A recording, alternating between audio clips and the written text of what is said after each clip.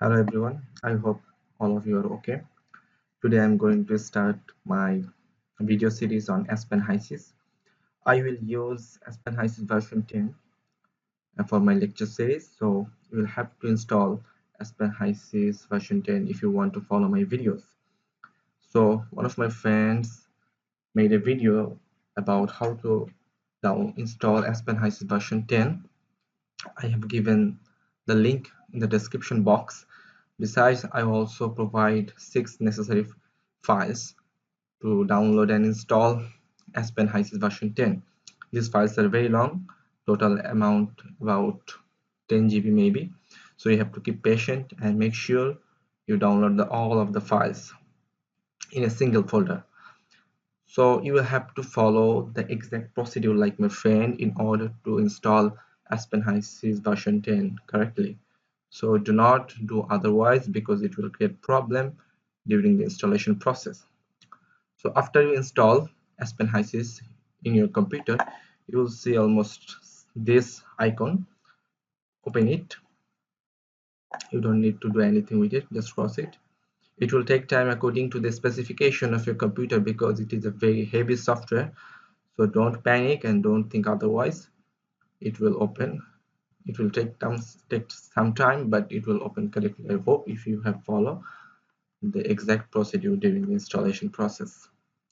So let's wait for some time.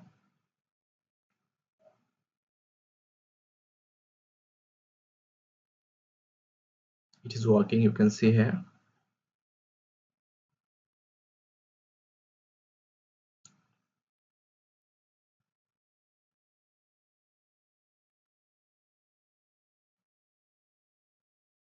So after opening, you will have seen at almost similar layout, but you will not have these two files because these are the files I have already in my computer because I have used Aspen HYSYS about quite a long time.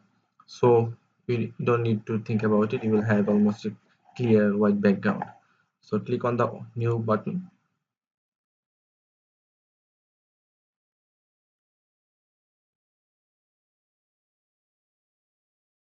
So if you have installed it correctly, you will see a similar layout here.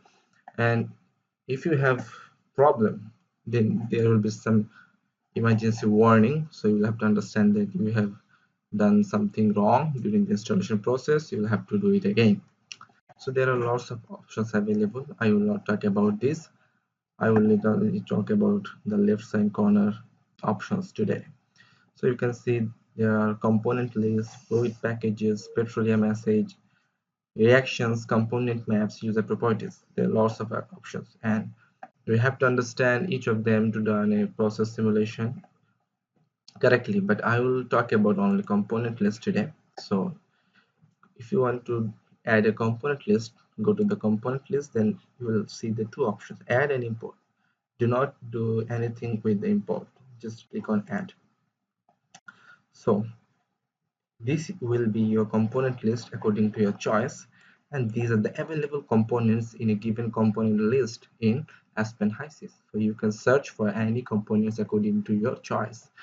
So suppose I want to add water, so I can type water, then there is water, just double click it, it will be added to your component list. Look, so you can also search by formula, like you have to select formula and then let's add carbon dioxide CO2.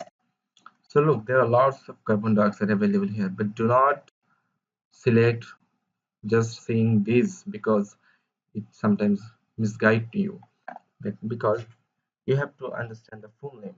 Look, this is the formula of carbon dioxide, but this is not originally the carbon dioxide, it is carbonic acid gas. So you have to select the proper carbon dioxide. There is only two carbon dioxide, this one and this one. So you can choose any of them, but do not you choose any of them considering it carbon dioxide, because these are not carbon dioxide, only these and this is carbon dioxide. So just read the name, then select and double click it to add it. So let's add another thing. Let's add methane. So basically I prefer searching with the help of full name because it is more comfortable for me. Full, oh, sorry, methane. So I can also click enter to add to my component list. So if I want to remove anything, I can just click on the component name, then I can just click remove, it will be removed. Look, okay. So I can also replace it with anything other, like if I want to replace it with propane, so I have to type propane first. Propane. So look, I have to select propane, then I have to select methane here. Two of them are selected. Now I can replace, and this replaced propane. Okay, so this is how this works. So these are mainly pure components, so you can select according to your choice. Sometimes I have to tell that there are sometimes when you will search with the help of full name, it will not be shown, so you will have to go to the formula way to find it.